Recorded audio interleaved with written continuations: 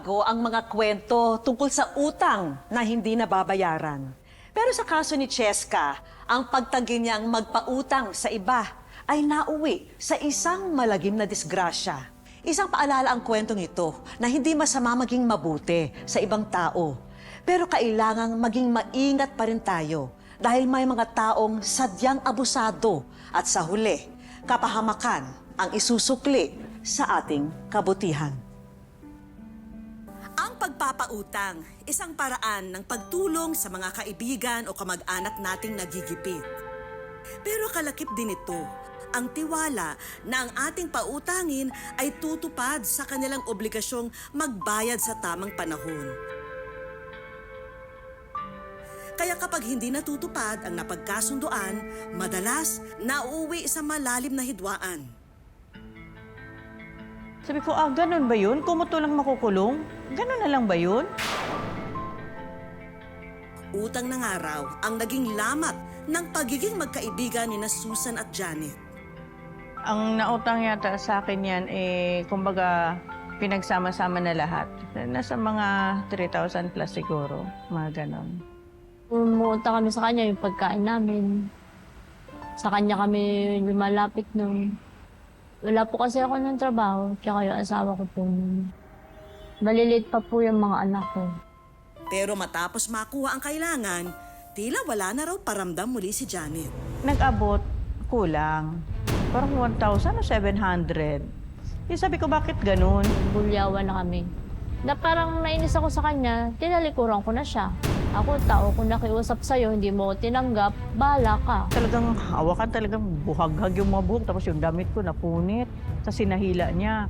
Nasabunutan mo na ako eh. Kanina nakikiusap ako sa'yo, hindi ka pumayag. Sabi ko, hindi na kita babayaran, hinablot mo na ako eh. Namagitan ang kapitan ng barangay sa away ng dalawa. Pero hindi pa rin sila nagkaayos. Napaka-unfair yung ginawang ganon na ikaw na nga itong inutangan, ikaw na itong inaway, ikaw na itong naagrabyado, ikaw pa ipapabarangay. Para matapos na rin ang walang humpay na bangayan ng dalawa, nagdesisyon ang mister ni Susan na lumipat na lamang sila ng tirahan, malayo sa gulo.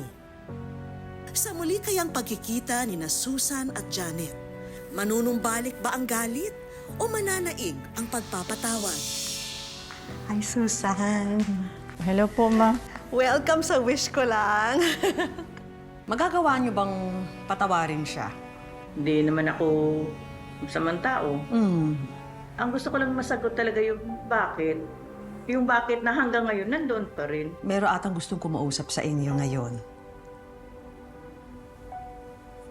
Kilala niyo mo siya.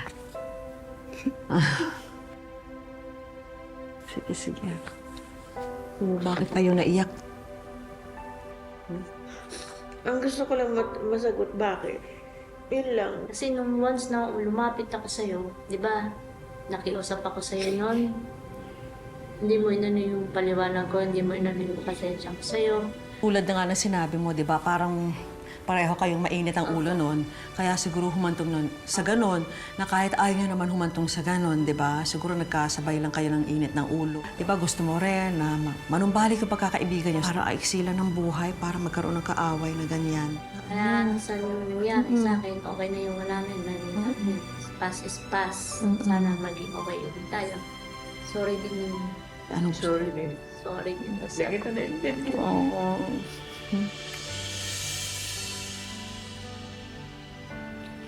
Siguro ngayon, darating din ang ikangay panahon ang maghihilog kung anong mga nararamdaman natin. Siguro ito ang simula din.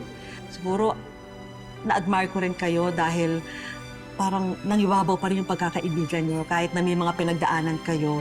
Kaya maraming salamat po sa inyo. Mahalaga ang bagong simula. Kaya narito ang wish ko lang para handugan si Susan ng ilang mga regalo. May uuwi na ni Susan ang sari-sari store na ito.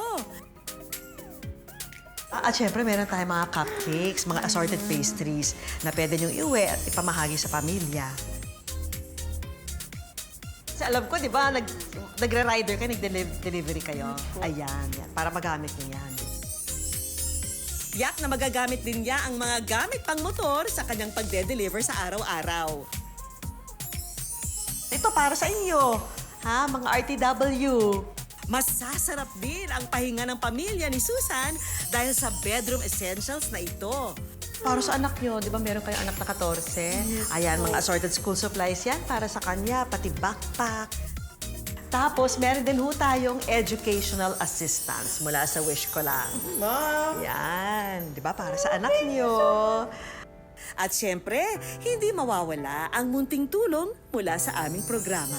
Salamat, unang-una, salamat sa Panginoon. Pangalawa, salamat kay Ma'am Vicky.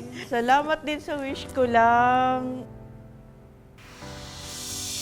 Mga kapuso, lagi po natin tatandaan, hanggat hindi tayo napapagod, humiling at maniwala, hindi tayo mapapagod lumaban sa buhay. Para sa